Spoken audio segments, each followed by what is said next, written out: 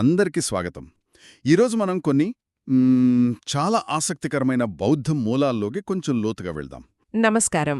ముఖ్యంగా బౌద్ధ సూత్రాలను అర్థం చేసుకోవడానికి ఉపయోగపడే కొన్ని కీలకమైన విషయాలు, అంటే కొన్ని పదాలు, వాటి వెనుకున్న కథలు, చారిత్రక సందర్భం, వీటి గురించి ఈ మూలాలు మాట్లాడుతున్నాయి. అవును, ఇది చాలా ముఖ్యం. ఎందుకంటే ఆ పదాల నేపథ్యం తెలిస్తే సూత్రాల అర్థం మరింత బాగా తెలుస్తుంది. కరెక్ట్. మన లక్ష్యం కూడా అదే. కేవలం చదవడం కాదు, ఆ బోధనల వెనుకున్న ఆ ప్రపంచాన్ని, ఆ లోతును కొంచెం అనుభూతి చెందడం. ఎందుకు కొన్ని పదాలు, కొన్ని ప్రదేశాలు అంత ముఖ్యమయ్యాయో తెలుసుకోవడం. సరిగ్గా చెప్పారు. సరే, మరి మొదలు పెడదామా? చాలా సూత్రాలు మనం చూస్తే ఏవం మే సూతం అనే వాక్యంతో మొదలవుతాయి. అవును. అంటే నేను ఈ విధంగా విన్నాను అని. వినడానికి చాలా సింపుల్గా ఉంది గదా, కాని దీని వెనుక పెద్ద కథే ఉందంటారు. నిజమే.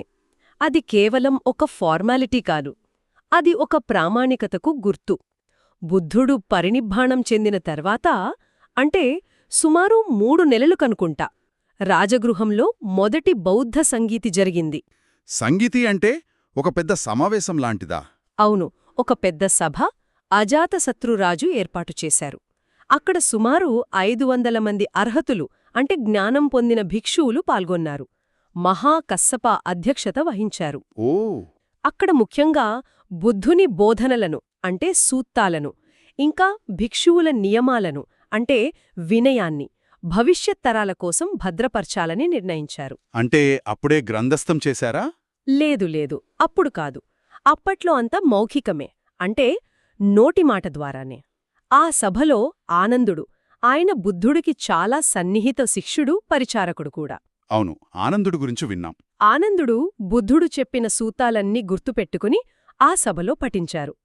అలా పఠించిన ప్రతి సూత్తం ముందు ఏవం మే సుతం అని చెప్పారట. ఆహా, అంటే ఇది నేను స్వయంగా బుద్ధుడి నుండి విన్నది, నా జ్ఞాపకం నుండి చెబుతున్నాను అని ఒక గ్యారంటీ ఇస్తున్నట్టన్నమాట. ఖచ్చితంగా. ఆనందుడికి అసాధారణమైన జ్ఞాపకశక్తి ఉండేదని అంటారు. అంతేకాదు, ఆయన సోతాపన్నుడు కూడా, అంటే సత్య మార్గంలో మొదటి అడుగు వేసినవాడు. కాబట్టి ఆయన మాటకి అంత విలువ. అది ఆ బోధనలకు ఒక అథారిటీ ఇచ్చింది. మరీ నోటిమాట ఎంతకాలం నడిచింది? ఎప్పుడు రాశారు వీటిని? చాలా కాలం, కొన్ని శతాబ్దాల పాటు మౌఖికంగానే ఒక తరం నుండి మరో తరానికి అందజేశారు. అయితే కాలక్రమేణా, అంటే రాజ్యాలు మారడం, కొన్నిసార్లు కరువులు, దండయాత్రలు రావడం. అవును, గుర్తుపెట్టుకోవడం కష్టమవ్వచ్చు. కరెక్ట్. బోధనలు మారిపోతాయేమో, లేదా మరుగున పడిపోతాయేమో అనే భయం ఏర్పడింది. అప్పుడు శ్రీలంకలో క్రీస్తుపూర్వం 80 ప్రాంతంలో అనుకుంటా, వట్టగామిని అభయ అనే రాజు పాలనలో. శ్రీలంకలోనా? అవును, శ్రీలంకలోని అళువిహార అనే గుహలలో మొదటిసారిగా ఈ బోధనలను తాళపత్రాల మీద రాశారు. అప్పటినుండి మనకు ఈ గ్రంథరూపం అందుబాటులోకి వచ్చింది. ఓహో, అంటే ఏవం మే సుతం వెనుక ఇంత చరిత్ర ఉందన్నమాట. అది కేవలం వాక్యం కాదు, ఒక నమ్మకానికి, ఒక సుదీర్ఘ ప్రయాణానికి గుర్తు. నిజమే. సరే, ఇప్పుడు ఇంకో పదం చూద్దాం. సూత్తాలలో బుద్ధుణ్ణి తరచుగా భగవా అని సంబోధిస్తారు. అవును, చాలా తరచుగా వాడతారు. దీని అర్థమేమిటి? మనం భగవంతుడు అని తెలుగులో అంటాం కదా, అలాగేనా? దాదాపు అలాగే. సాధారణంగా భాగ్యవంతుడు, పూజనీయుడు అని అర్థం చెప్తారు. ఇంగ్లీష్లో ద బ్లెస్డ్ వన్ లేదా ది ఎగ్జాల్టెడ్ వన్ అంటారు. ఇవన్నీ సరైన అనువాదాలే. అయితే ఇంకేమైనా ప్రత్యేకత ఉందా? ఉందనే చెప్పాలి. భగ అనే సంస్కృత ధాతువుకి విభజించడం, పంచిపెట్టడం అనే అర్థాలు కూడా ఉన్నాయి. విభజించడమా? అదెలా? అంటే బుద్ధుడు తాను తెలుసుకున్న ధర్మాన్ని, ఆ సత్యాన్ని వినేవాళ్ల స్థాయిని బట్టి, వాళ్ల గ్రహణశక్తిని బట్టి, వాళ్లకు సరిపోయే విధంగా విభజించి పంచిపెట్టగల నేర్పరితనం కలవాడు అని కూడా ఒక అర్థం. ఆసక్తికరంగా ఉంది. అంటే కేవలం జ్ఞానముండటమే కాదు, దాన్ని ఎదుటివారికి అర్థమయ్యేలా చెప్పగల సామర్థ్యం కూడా ఆ పదంలో ఉందన్నమాట. కుంటాం. అందులోనే అర్హతో, సమ్మాసంబుద్ధస్స అని కూడా ఉన్నాయి కదా. అవును, అర్హతుడు అంటే అన్ని రాగద్వేషాలను, అజ్ఞానాన్ని నశింపజేసినవాడు, పూజలకు అర్హుడు అని. సమ్మాసంబుద్ధుడు అంటే గురువు సహాయం లేకుండా స్వయంగా సంపూర్ణంగా జ్ఞానోదయం పొందినవాడు అని అర్థం. ఇవి కాక ఇంకా చాలా పేర్లున్నాయి కదా బుద్ధుడికి. తథాగత, సుగత. అవును, తథాగత అంటే ఆ విధంగా వెళ్ళినవాడు, లేదా సత్యాన్ని ఉన్నది ఉన్నట్లుగా తెలుసుకున్నవాడు అని. సుగత అంటే మంచి మార్గంలో నడిచినవాడు. ఇంకా శాక్యముని, శాక్య వంశానికి చెందిన ముని అని. శాక్యసింహ, శాక్య వంశ సింహమని. మరి బుద్ధ అంటే? బుద్ధ అనేది అసలు పేరు కాదు. అదొక బిరుదు, ఒక స్థితి. అంటే మేల్కొన్నవాడు, జ్ఞానోదయం పొందినవాడు, అన్ని రకాల అజ్ఞానం నుండి, దుఃఖం నుండి మేల్కొని సంపూర్ణ జ్ఞానాన్ని పొందిన స్థితి అది. అద్భుతం. ఈ బిరుదుల అర్థాలు తెలుసుకుంటే ఆయన్ని స్మరించుకున్నప్పుడు ఇంకా భక్తి కడుగుతుంది. సరే, ఇప్పుడు మనం కొన్ని ప్రదేశాల గురించి మాట్లాడుకుందాం. సూత్రాలలో సావత్తి అని తరచుగా వస్తుంది. అంటే శ్రావస్తి నగరం. అవును, సావత్తి. ప్రాచీన భారతదేశంలో అది చాలా పెద్ద నగరం. కోసల దేశానికి రాజధాని. ఇప్పుడెక్కడుందది? ఇప్పటి ఉత్తరప్రదేశ్లో, నేపాల్ సరిహద్దుకు దగ్గర్లో సహేత్ మహేత్ అనే ప్రాంతమే ఒకప్పటి సావత్తి అని గుర్తించారు. బుద్ధుడెక్కువ కాలం ఇక్కడే గడిపారంటారు కదా? అవును, బుద్ధుడు తన 45 ఏళ్ల బోధనాకాలంలో వర్షాకాలాలు ఎక్కువగా, అంటే దాదాపు 24 వర్షాకాలాలు సావత్తిలోనే గడిపారట. ఇక్కడే కదా ఆ ప్రసిద్ధ జేతవన ఆరామం ఉంది, అనాథపిండిగుడు కట్టించింది. నిజమే. అనాథపిండిగుడు అసలు పేరు సుధత్తుడు. ఆయన చాలా పెద్ద వ్యాపారి, గొప్ప దాత. ఆయన బుద్ధుని బోధనలకు ఎంతగానో ఆకర్షితుడై బుద్ధుడు, సంఘం విశ్రాంతి తీసుకోవడానికి ఒక మంచి ఆరామం కట్టించాలని అనుకున్నారు. ఆ కథ విన్నాను. ఆ స్థలం కొనడానికి నేలంతా బంగారు నాణెలు పరిచారని. అవును, యువరాజు జేతుడికి చెందిన ఒక ఉద్యానవనం జేతవనం ఆయనకు బాగా నచ్చింది. కొనడానికి వెళితే ఆ యువరాజు సరదాగానో లేక నిజంగానో ఆ నేలమీద ఎంత మేర బంగారు నాణేలు పరుస్తావో అంత స్థలం నీది అన్నాడట. అయితే అనాథపిండికుడు దాన్ని సీరియస్గా తీసుకుని బండ్ల కొద్దీ బంగారం తెప్పించి నేలమీద పరచడం మొదలుపెట్టాడు. అది చూసి ఆ యువరాజు కూడా ఆశ్చర్యపోయి ఆగిపోయి, మీ భక్తి అమోఘం, మిగిలిన కొంచెం స్థలం నావంతుగా నేనిస్తాను అని చెప్పి అక్కడొక ప్రవేశద్వారం కూడా కట్టించాడని అంటారు. వావ్, ఎంత నిబద్ధత! అందుకే ఆ ఆరామానికి జేతవనంలోని అనాథపిండికుని ఆరామం అని పేరు వచ్చింది. అంతటి త్యాగంతో భక్తితో కట్టిన చోటు కాబట్టే బహుశా బుద్ధుడు కూడా ఎక్కువ కాలం అక్కడ గడిపారేమో. ఎన్నో ముఖ్యమైన సూత్తాలు, ఉదాహరణకు మనం ముందనుకున్న మహామంగళ సూత్తం లాంటివి ఇక్కడే బోధించారు. అంటే సూతంలో సావత్తి, జేతవనం అని చదివినప్పుడు ఈ కథలన్నీ గుర్తుకొస్తే ఆ బోధన ఇంకా బాగా కనెక్ట్ అవుతుంది. తప్పకుండా ఆ సందర్భం తెలుస్తుంది. సరే, ఇప్పుడు ఇంకో కాన్సెప్ట్కి వద్దాం. దేవత అంటే దేవతలు. సూత్తాల్లో దేవతలు వచ్చి బుద్ధుడితో మాట్లాడటం, డౌట్స్ అడగటం లాంటివి ఉంటాయి. ఎవరు ఈ దేవతలు? బౌద్ధంలో వీరి స్థానమేంటి? బౌద్ధ విశ్వమాన చిత్రం చాలా పెద్దది. మనమున్నది మానవలోకం. దీనికంటే పైన మంచి కర్మల ఫలితంగా పుట్టే కొన్ని ఉన్నత లోకాలున్నాయి. వాటిని దేవలోకాలు అంటారు. అక్కడ ఉండే జీవులనే దేవతలు లేదా దేవతా అంటారు.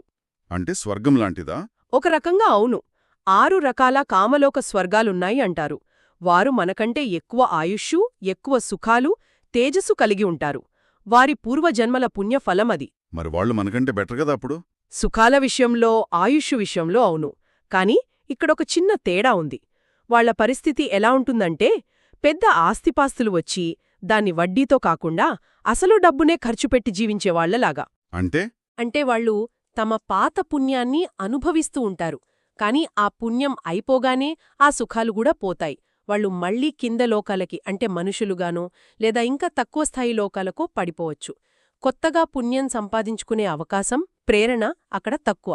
ఓ, అంటే వాళ్ల ఆనందం కూడా శాశ్వతం కాదనమాట? కాదు. అందుకే బౌద్ధంలో మానవ జన్మ చాలా విలువైంది అంటారు.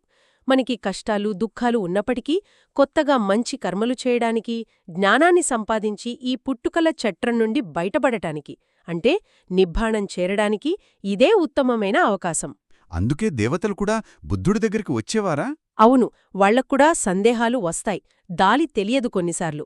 ఇందాక మనం అనుకున్న మహామంగళ సూత్రంలో కూడా అదే జరిగింది. అసలు శుభాలు, మంగళాలు అంటే ఏమిటి అనే విషయంలో దేవలోకంలో పెద్ద చర్చ జరిగి సమాధానం తెలియక చివరికి ఒక దేవతను బుద్ధుడి దగ్గరికి పంపి అడిగారట. ఆ దేవత ఎలా వచ్చింది? సింపజేస్తూ వచ్చిందని వర్ణన ఉంటుంది. కొన్నిసార్లు దేవతలు కనిపించకుండా, కొన్నిసార్లు మానవ రూపంలో, కొన్నిసార్లు ఇలా దివ్యరూపంలో వస్తారని సూత్తాల్లో ఉంది. దేవలోకాలపైన కూడా ఇంకా లోకాలున్నాయా? ఉన్నాయి.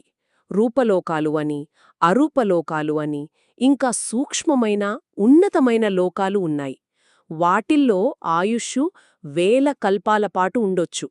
కాని అవన్నీ కూడా చివరికి అనిత్యమే, మార్పునకు లోబడే ఉంటాయి. అంటే ఈ మానవలోకం, దేవలోకాలు, ఈ రూప అరూపలోకాలు, ఇంకా కింద ఉండే దుర్గతులు, నరకాలు ఇవన్నీ కలిపి ఒక పెద్ద చక్రం లాంటిదా? సరిగ్గా చెప్పారు.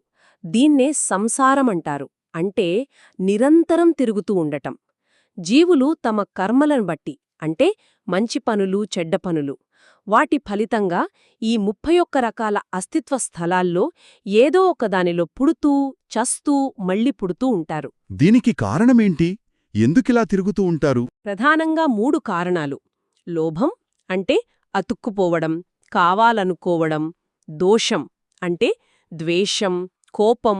మోహం అంటే అజ్ఞానం, నిజం తెలియకపోవడం. ఈ మూడింటి వల్లే కర్మలు చేస్తాం, వాటి ఫలితంగా ఈ చక్రంలో తిరుగుతాం. ప్రతి లోకంలోనూ సుఖం ఉన్నా అది తాత్కాలికమే, అనిత్య. చివరికి అసంతృప్తి ఉంటుంది, దుఃఖ. అక్కడ శాశ్వతమైన నేను అనేది లేదు, అనాత్మ. ఈ సంసారం నుండి బయటపడే మార్గం ఉందా? లేదా ఇంతేనా? ఉంది. ఆ మార్గాన్నే బుద్ధుడు కనుగొని మనకు చూపించారు. అదే నిబ్బాణం లేదా నిర్వాణం. ఈ పుట్టుకల చక్రం నుండి, ఈ దుఃఖచక్రం నుండి పూర్తిగా బయటపడటం.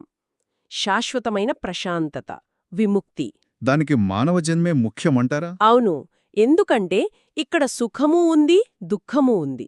దుఃఖాన్ని చూడటం వల్ల దాని నుండి బయటపడాలనే తపన పుడుతుంది. దేవలోకాల్లో సుఖాలు ఎక్కువ కాబట్టి ఆ ఆలోచన రావడం కష్టం. అధోలోకాల్లో దుఃఖం ఎక్కువ కాబట్టి ఆలోచించే పరిస్థితి ఉండదు. ఇక్కడ మనకు ఆలోచించడానికి, సాధన చేయడానికి అవసరమైన తెలివి, అవకాశం రెండూ ఉన్నాయి. అంటే మనం స్వర్గానికి వెళ్లాలని కోరుకోవడం కంటే ఈ జన్మలోనే విముక్తి కోసం ప్రయత్నించడం ఉత్తమమన్నమాట. అవును. బుద్ధుని బోధనల సారం అదే. ప్రతి మనిషికి అర్హతుడవ్వడానికి, చివరికి బుద్ధుడవ్వడానికి కూడా అవకాశముంది. మనం చెయ్యాల్సింది సరైన మార్గాన్ని తెలుసుకుని ఆ మార్గంలో నడవడం. బుద్ధుడు వడిగాటిలాంటివారు. మార్గం చూపించారు. నడవాల్సింది మనమే. మంచి కర్మలు చేస్తే పైలోకాలకు వెళ్తాం, చెడు కర్మలు చేస్తే కింది లోకాలకు. రెండిటికీ అతీతంగా వెళ్లడమే నిబ్బాణం. అంతే. బుద్ధుణ్ణందుకే తిలోక గురు అంటారు. 3 లోకాలకు గురువు. దేవతలు కూడా ఆయన దగ్గరికే వచ్చి సలహా అడిగేవారు. ఇది మామూలుగా జరిగేదానికి విరుద్ధం కదా? అవును. సాధారణంగా మనం దేవతల్ని పూజిస్తాం మార్గదర్శకత్వం కోసం. కాని ఇక్కడ జ్ఞానంలో బుద్ధుడు వారికంటే ఉన్నతుడు కాబట్టి వారే ఈయన దగ్గరకొచ్చారు. మహామంగళ సుత్తంలో దేవత రావడం వెనుక ఉన్న ప్రాముఖ్యత అదే. ఈరోజు మనం చాలా విషయాలు నేర్చుకున్నాం. ఏవం మే సుతం వెనుక ఉన్న చరిత్ర, ఆ ప్రామాణికత, భగవా లాంటి పదాల లోతైన అర్థాలు, సావత్తి, జేతవనం లాంటి ప్రదేశాల కథలు, దేవతలు, సంసారం, నిబ్బాణం వంటి భావనలు. ఇవన్నీ సూత్రాలను చదివేటప్పుడు మనకు కొత్త దృష్టినిస్తాయి. నిజమే.